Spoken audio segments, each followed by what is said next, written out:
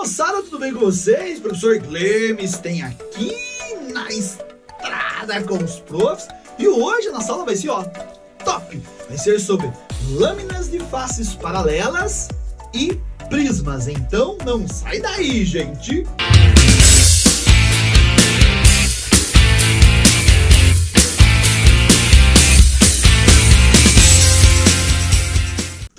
Que legal, moçada. Imaginem que você tem uma lâmina de face paralela. O que seria isso, professor? Um vidro. Pense você pegar um vidro e olhar esse vidro na sua lateral, na sua espessura. Não olhar o vidro de frente, olhar o vidro na sua espessura. Agora vamos pensar num vidro bem grosso. Ou o vidro pode ser fininho, mas eu coloquei aqui em dimensões maiores para que a gente consiga entender o que vai acontecer, tá? Você fala assim, professor, mas por que lâmina de face paralela? O que vai acontecer? Eu já vou entregar a aula já no começo. Vai ocorrer basicamente o que chamamos de desvio lateral. Eu acho que você já percebeu, quando você olha através de um vidro, você efetivamente não enxerga a imagem exatamente onde ela está. Ela vai ocorrer um pequeno desvio lateral. E é basicamente isso que nós vamos estudar nesta aula agora no início. Então, olha só.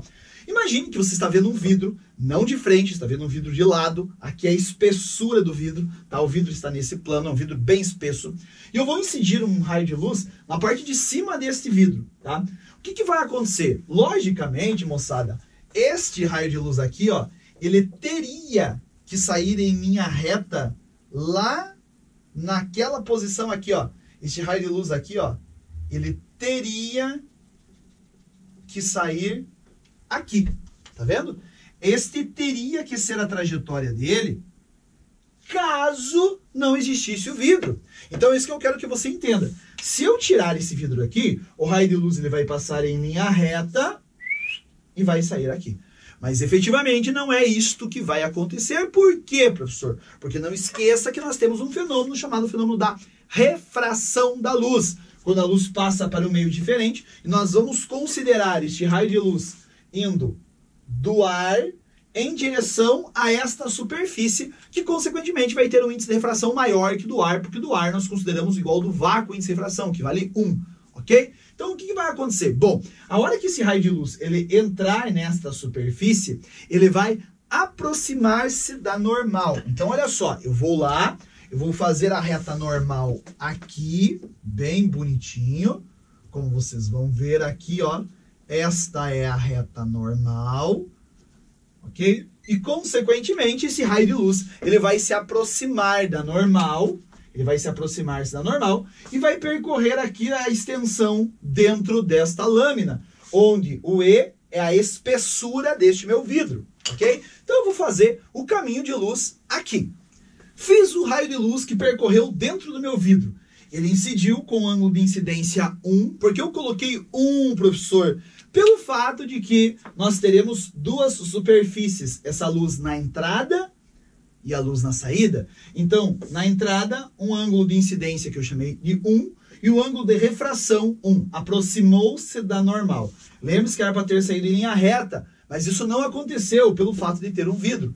E, consequentemente, esse raio agora que percorreu dentro do vidro, este raio dentro do vidro, ele vai incidir nesta superfície aqui debaixo do vidro. Tá? E quando ele incidir na superfície, eu vou traçar uma reta normal aqui nesta superfície e, consequentemente, quando ele vai sair novamente para o ar, ele vai afastar-se da normal. Então, vai lá que eu vou desenhar isso aí.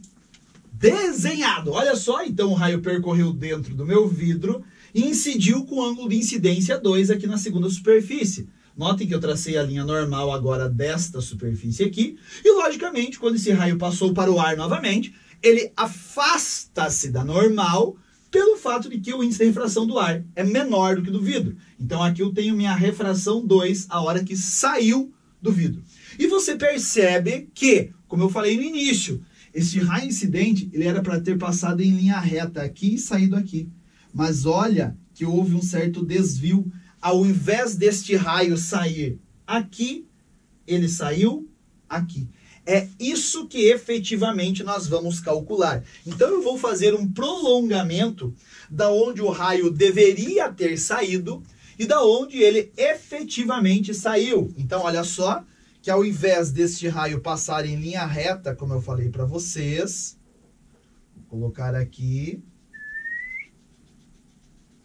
aqui, olha só, você está vendo? Ele era para ter feito esta trajetória, mas ele fez esta trajetória, ele aproximou-se e depois afastou-se. Então eu quero que você entenda esta situação. Você está vendo que o raio de luz, ele saiu nesta direção aqui. Eu vou sair da imagem para você enxergar, inclusive eu vou aproximar. Consequentemente, este raio de luz, ele saiu aqui. Era para ter saído aqui, saiu aqui. Então quer dizer que esta distância aqui será o nosso desvio, que é justamente o que nós vamos encontrar agora. Lâmina de face paralela, nós vamos encontrar o nosso D, que será justamente o desvio lateral sofrido pela luz. E o que eu falo para vocês, moçada, basicamente matemática, basicamente a parte matemática que nós vamos utilizar aqui. Então, olha só como que a gente vai fazer isso. Então, olha só o que nós vamos fazer para que a gente possa encontrar esse desvio. Bom, primeiro, você percebe aqui na imagem que se eu olhar esse prolongamento que eu fiz em vermelho aqui, tá? O desvio é o que eu quero. E o raio que percorreu dentro do meu vidro aqui, que eu fiz em roxo, você percebeu que forma um triângulo retângulo? Então, eu quero saber essa distância aqui, que é o meu desvio lateral, correto? Então, se eu utilizar este ângulo aqui, ó, este ângulo aqui, você fala assim, professor, mas eu não sei quanto vale esse ângulo, mais ou menos. Se eu fizer uma relação seno deste ângulozinho aqui, é o cateto oposto, que é o que eu quero, que é o meu desvio lateral, pela minha hipotenusa, que é esse raio de luz aqui. Ah, professor, mas eu não sei quanto é esse ângulo. Mais ou menos, né? Porque se você pegar o ângulo total aqui, ó, entre a normal, se eu pegar este ângulo aqui, ó, eu vou pintá-lo para você ver. Se eu pegar este ângulo total aqui que eu pintei de preto ali, tá vendo? É o igual ao meu ângulo de incidência. Concorda comigo? Porque é oposto pelo vértice. Este ângulo aqui é igual a esse ângulo total aqui. Mas eu não quero esse ângulo total. Eu quero só este pedacinho deste ângulo. Então, este pedacinho é o total, que é o I, menos o R. Então, este ângulo aqui é o ângulo de incidência 1 menos o R1. Concordam comigo? O total é o I. Este pedacinho é o total menos este pedaço aqui. Então, afastando a imagem, se eu quiser utilizar este ângulo, eu vou fazer seno. Eu sei que se eu fizer seno do I menos R, você vai ter o cateto oposto, que é o desvio lateral, que é o que eu quero, divididos pela hipotenusa. A hipotenusa é esse pedaço que eu fiz em roxo, que eu não sei, né? É uma diagonal dentro do meu vidro. Então, se eu não sei, eu vou chamar esta hipotenusa de X, divididos por X. Ah, professor, mas aí eu não sei encontrar essa hipotenusa.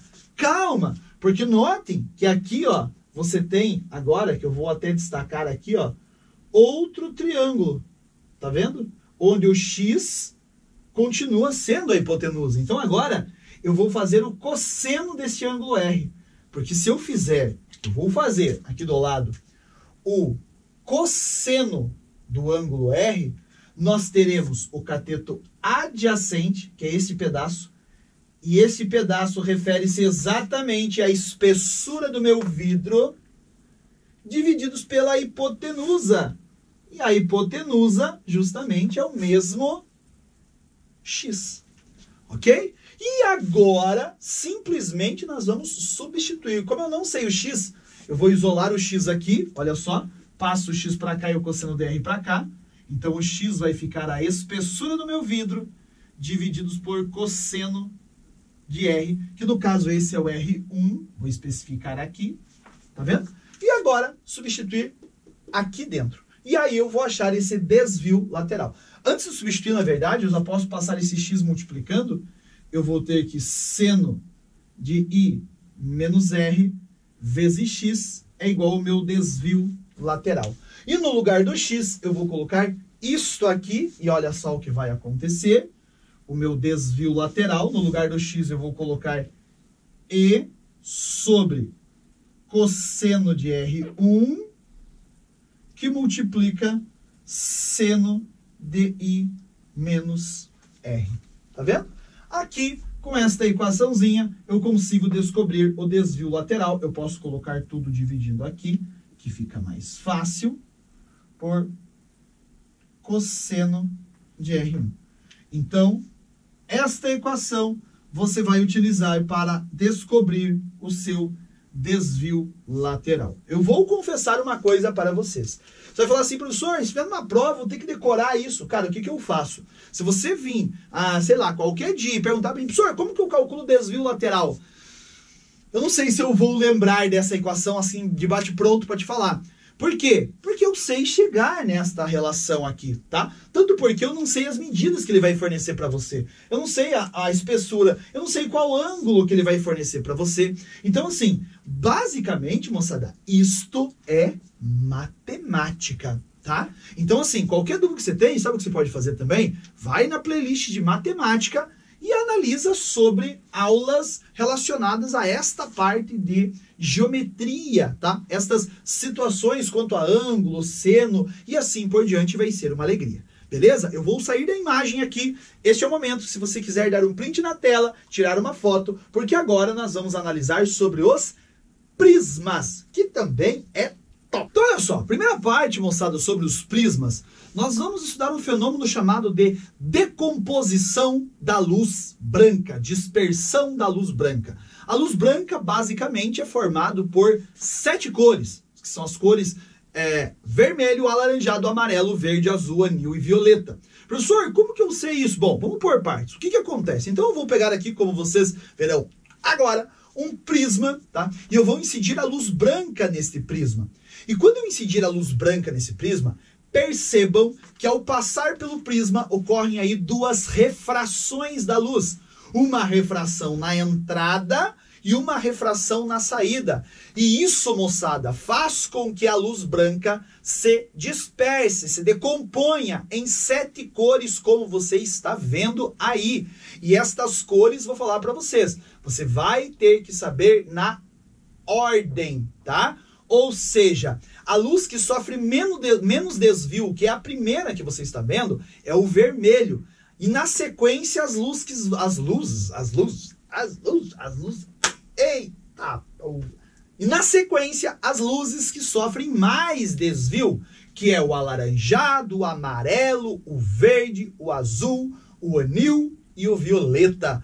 Estas são as 7 cores que ocorrem na dispersão da luz no prisma, como você está vendo. Então, olha só, você vai analisar e vai lembrar destas cores nesta ordem. Ou seja, da quem desvia menos para quem desvia mais, como vocês estão vendo na imagem, que é vermelho, alaranjado, amarelo, verde, azul, anil e violeta. Vermelho, alaranjado, amarelo, verde, azul, anil e violeta. Olha só, eu tenho até um macetinho para você lembrar disso, ó. Vermelho, alaranjado, amarelo, verde, azul, anil e violeta. Essas são as 7 cores que você tem que lembrar nessa ordem. Quem desvia menos para quem desvia mais. Então, olha só você lembrar do, ó, macetinho bem bom, ó. Vá ver. Não ficou muito bom. Vá ver. Vá. Lembra assim, ó. Ficou ruim. Vermelho, alaranjado, amarelo, verde, azul, anil e violeta. Vermelho, alaranjado, amarelo, verde, azul, anil e violeta. É assim que eu quero que você lembre. Aí você vai falar assim, professor, por que eu tenho que saber na ordem? Primeiro, ele pode perguntar na sua prova quem desvia mais, quem desvia menos. Quem desvia menos, vermelho. Quem desvia mais, o violeta, tá? E por que isso acontece, professor? Por que elas desviam de maneiras diferentes? Pelo fato de existir exatamente isso que eu coloquei aqui para vocês. O índice de refração do prisma, ele tem valores diferentes para cada cor, ou melhor, para cada cor de luz diferente. Isso quer dizer que o índice de refração do prisma para o vermelho é menor que o índice de refração do prisma para o alaranjado, que é menor que o índice de refração do prisma para o amarelo, que é menor que o índice de refração do prisma para o verde, que vai ser menor que o índice de refração para o azul, para o anil, para o violeta e assim por diante. Então tome cuidado. Ah, professor, mas eu pensei que o índice de refração do prisma, fosse 1,5. O índice de refração do prisma é 1,5. A média pode ser isso. Mas para cada cor desta luz, para cada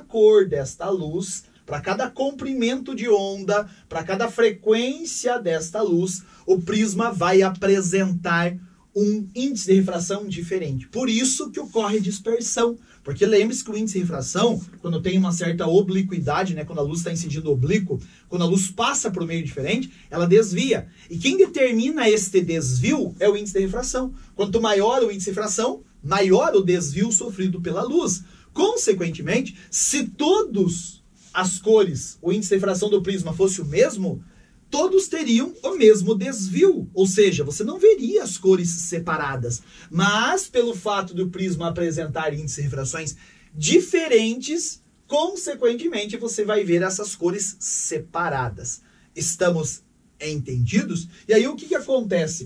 Pelo fato disto acontecer, olha só, você vai ter que lembrar o seguinte: quando você vai neste sentido, vermelho, alaranjado, amarelo, verde, azul, anil e violeta, você está indo num sentido onde há um aumento na frequência de cada luz. Ou seja, a frequência do violeta é bem maior que a frequência do vermelho. E, consequentemente, moçada, existem cores e frequências que nós não enxergamos. Por exemplo, tem uma cor aqui, ó, que eu digo assim um pouquinho antes do vermelho, que é o infravermelho. E o infravermelho tem uma frequência menor do que o vermelho. E esse infravermelho, por exemplo, já não é sensível aos nossos olhos, nós não enxergamos. Assim como temos uma frequência um pouquinho maior que o violeta, qual que é maior que o violeta? O ultravioleta tem uma frequência um pouquinho maior que efetivamente também nós não enxergamos, não é sensível aos nossos olhos. Consequentemente, quando eu vou andando nesta direção, analisando as cores vermelho, alaranjado, amarelo, verde, azul, anil e violeta, a frequência vai aumentando. Em contrapartida, não esqueça, quando você vai neste sentido, vermelho, alaranjado, amarelo, verde, azul, anil e violeta, o comprimento de onda, que é o lambda, vai diminuindo, correto? Então, moçada, esse tipo de situação você também tem que lembrar, ok? Tranquilinho? Eu vou tirar essa imagem aqui e vou colocar uma outra imagem para que a gente possa analisar uma situação. Quero que você entenda que quando ocorre a dispersão desta luz branca, ou seja, quando a luz se separa nessas cores que nós chamamos de vermelho, alaranjado, amarelo, verde, azul, e violeta, quando a frequência aumenta, o comprimento de onda diminui, eu quero que você entenda que você não vê a separação efetiva das cores. Não é como você está vendo nessa imagem assim, professor, entendi. Quando separar do meu prisma, eu vou ter uma faixa vermelha, uma faixa alaranjada, uma faixa amarela. Não. Isto, moçada, é algo que nós chamamos de quantizado, tá? Que tem separações bem específicas. Esse desenho não acontece com a luz. O que acontece com a luz é algo contínuo. Então a separação, a dispersão da luz branca não é quantizada, ela é contínua. Como assim, professor? É este desenho aqui que você está vendo. Ou seja, ele começa o vermelho, ele vai ficando menos vermelho, vai indo para o alaranjado, fica alaranjado, vai ficando menos alaranjado, vai indo para o amarelo, vai ficando menos amarelo, vai chegando próximo ao verde, vai ficando menos verde, vai ficando mais próximo ao azul, do azul vai ficando meio que anil, e do anil vai virando violeta. Ou seja, você não vê uma separação entre efetivas cores. Isto nós chamamos de contínuo. Então, o espectro da luz branca é um espectro contínuo, não é quantizado, ok? Bacana? Então, esta é a primeira característica dos prismas que nós vamos analisar. Eu vou sair da imagem, justamente, se você quiser dar um print na tela, tirar uma foto do seu computador, essa é a hora, porque nós vamos analisar agora outro ponto de vista. Então, olha só, moçada, agora nós vamos analisar o prisma, não do ponto de vista da decomposição da luz branca, mas sim do ponto de vista do desvio sofrido por um raio de luz. Então, imagina o seguinte, aqui eu tenho um prisma, ou pelo menos eu olhando uma das faces do prisma, eu estou incidindo a luz branca de um lado do prisma com um ângulo de incidência nessa primeira face que eu vou chamar esta face deste prisma aqui de superfície 1. Ao incidir no prisma, consequentemente vindo do índice de refração menor, que no caso seria o ar aonde a luz está vindo, ao passar para dentro do prisma, olha só, eu coloquei a normal dessa superfície. A normal é sempre perpendicular à superfície. Então, ao incidir na superfície, o raio de luz, ele não passou em linha reta. Lembre-se, este raio de luz aqui, ó, ele teria que, efetivamente, se não existisse o prisma, eu vou até fazer o seu prolongamento, olha só, esse raio de luz aqui, ó, ele teria que passar em linha reta. Mas, consequentemente, devido à existência do prisma, isso não acontece. Esse raio de luz, ele aproxima-se desta normal e percorre dentro do prisma próximo à normal, onde nesta primeira face forma um ângulo chamado de R1, que é o ângulo de refração na primeira face. Consequentemente, ele vai incidir na segunda face, como vocês estão vendo ali, e nós também chamamos de R o ângulo interno, tá, moçada? Você vai falar assim, professor, então aqui, ó, eu tenho uma superfície 2, correto? Que é a outra parte do outro lado do prisma. Quando esse raio ele incide na superfície, o que eu vou falar para vocês? Esse ângulo aqui, de maneira geral, ele vai chamar de R2, que é o ângulo de incidência na segunda face, tá? E este ângulo aqui, que é o ângulo emergente, que é o ângulo onde a luz sai em relação à normal, ele chama de I2, tá? Professor, mas não é aqui o incidência, aqui refração? É, fique à vontade como você quiser chamar esse ângulo. Eu só coloquei assim porque é mais comum em provas aparecer desta maneira. Se você quiser chamar esse ângulo de A, esse de B, esse de C, esse de D, fique à vontade, tá? Mas eu tô colocando dessa maneira porque é comum aparecer assim em provas de vestibular. Ah, professor, mas assim pode confundir. Por isso que eu estou colocando, porque na maioria das vezes é assim que ele coloca na sua prova. Então o raio de luz, em vez de passar em linha reta, aproximou-se da normal, percorreu dentro do prisma, a hora que incidiu na segunda face e emergiu para fora novamente no ar, ele novamente afasta-se da normal e você percebeu que esse raio não passou em linha reta. Ao invés de ele passar em linha reta, olha só, ele saiu para cá. Isto quer dizer que aqui, ó, esse raio de luz era para ter saído aqui e saiu aqui. Isso quer dizer que se eu fizer um prolongamentozinho aqui só para nós compararmos, olha só, este ângulo aqui é o ângulo sofrido desvio do raio de luz. Era para ter saído aqui e saiu para cá. Então, este ângulo aqui que eu vou colocar, eu vou chamar de desvio. E o meu desvio nós podemos calcular também, que em geral ele coloca por esta letrinha grega aqui, ok? Então, moçada, ou D, ou como você quiser, tá? Então, esse desvio nós podemos calcular também. Antes de mais nada, você vai fazer algumas anotações aí. Como, por exemplo, este ângulo aqui em cima do meu prisma é chamado de ângulo de abertura, ou ângulo de refringência, tá? Este ângulo de abertura, ele é dado pela soma dos ângulos internos do meu prisma, tá? Da refração que ocorreu no prisma. Então, aqui eu tenho R2. Então, se eu somar esses dois ângulos de refração, eu vou encontrar exatamente a abertura. Então, a refração na primeira face, mais a incidência na segunda face. A minha abertura do meu prisma é dado pela soma dos ângulos internos de refração, beleza? Assim como este desvio que você vai calcular, ele vai ser dado pela soma dos ângulos externos, incidência da primeira face e ângulo emergente na segunda face, então é a soma dos ângulos externos menos a abertura do seu prisma.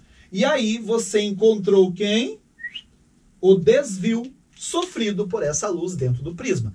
Então, moçada, a primeira coisa que eu quero que você não esqueça, lembre, é isso. A abertura, aquele ângulo lá em cima do seu prisma, é dado pela soma dos ângulos internos, das refrações internas. Soma desses dois ângulozinhos aqui. E o desvio sofrido pela luz é dado pela soma dos externos menos a abertura. Correto? Tranquilinho? E aí, para fechar a situação do prisma, você vai colocar que ele pode pedir para você a respeito de um desvio chamado de desvio mínimo. Ou seja, uma situação onde este desvio vai ser o menor possível, tá? Professor, quando que este desvio vai ser o menor possível? Moçada, eu quero que você entenda o seguinte. O menor desvio vai ser quando... Ou seja, eu já mais ou menos tentei desenhar aqui um desvio mínimo. Quando a luz que percorre... Vou sair um pouquinho da imagem aqui, ó. A luz que percorre a parte interna do seu prisma for paralela à base do prisma, correto? Se isto acontecer, você vai ter o que chamamos de desvio mínimo. E aí facilita bastante as coisas. Por quê? Porque se o desvio for mínimo, se isso aqui acontecer, nós teremos que o R1 vai ser igual ao R2. Primeira situação que você vai lembrar. Esses dois ângulos serão iguais, já que este raio é paralelo à base. E, consequentemente, se esses dois ângulos internos são iguais, os ângulos externos também serão iguais. Ou seja, o I1 vai ser igual ao I2. Moçada, aqui não tem. Eu preciso que você lembre destas situações. E aí, por exemplo, fica muito mais fácil. Porque no desvio mínimo, a abertura passa a ser igual a 2Rs.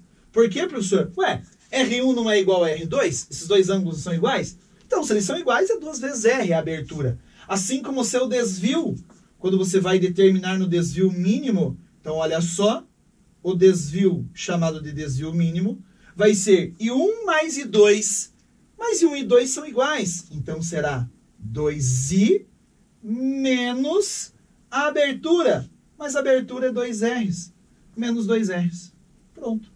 Está aqui, mas isto só quando for desvio mínimo. Então, o que eu sempre faço, moçada, para que a gente não possa confundir, tá? Eu vou sair da imagem e falar um pouquinho com vocês. Se quiser dar um print na tela, essa é a hora. Lembra o seguinte, a abertura é dado por a soma dos ângulos internos, R1 mais R2. E o desvio é dado pela soma dos externos menos a abertura, tá? Se o desvio for mínimo, R1 e R2 são iguais, e 1 e 2 são iguais também. Aí é só você fazer a substituição como eu fiz. Fechou? E para finalizar a nossa aula, simplesmente os tipos de prismas. São só dois bem fáceis. Então nós podemos ter dois tipos de prismas. Primeiro, o primeiro prisma que eu vou colocar para vocês aqui é o prisma de Amici, ou Amiti, como queiram, onde o desvio sofrido pela luz é um desvio de 90 graus. A luz incide por um lado do prisma, ocorre uma reflexão interna total dentro do prisma e sai deste prisma, incidindo perpendicularmente à outra face do prisma, sai formando o ângulo de 90 graus com a superfície, ou seja, ele incidiu para um lado e saiu, incidiu nesse caso horizontalmente e saiu verticalmente, o seu desvio foi de 90 graus. Ou nós podemos ter também o prisma também conhecido como prisma de Porro. O que é o prisma de Porro, professor? Onde ocorre o desvio de 180 graus da luz incidente. A luz incide numa face do prisma, incide na outra face interna com reflexão total, bate novamente outra face do prisma com reflexão total e emerge do prisma no sentido oposto ao que incidiu. Ele incidiu por aqui, bateu dentro do prisma aqui, reflexão total, bateu aqui, reflexão total, voltou, saiu perpendicularmente à face, retornando com um sentido contrário ao sentido que emergiu. Basicamente, eu quero que vocês lembrem dessas duas situações, esses dois nomes. Prisma de Amici, com um desvio incidente da luz de 90 graus, e prisma de Porro, onde a luz ela desvia 180 graus, mudando o seu sentido. Beleza, moçada? Então espero que vocês tenham gostado dessa aula, porque foi, ó, foi top e é extremamente importante. Você que vai fazer o Enem, ó, é um sucesso. Então eu já vou pedir para você se inscrever no canal e se precisar de alguma coisa, estamos aqui. Aqui aonde, professor? Aqui, onde você já conhece. Na estrada com os profs. Tchau, gente. Um abraço.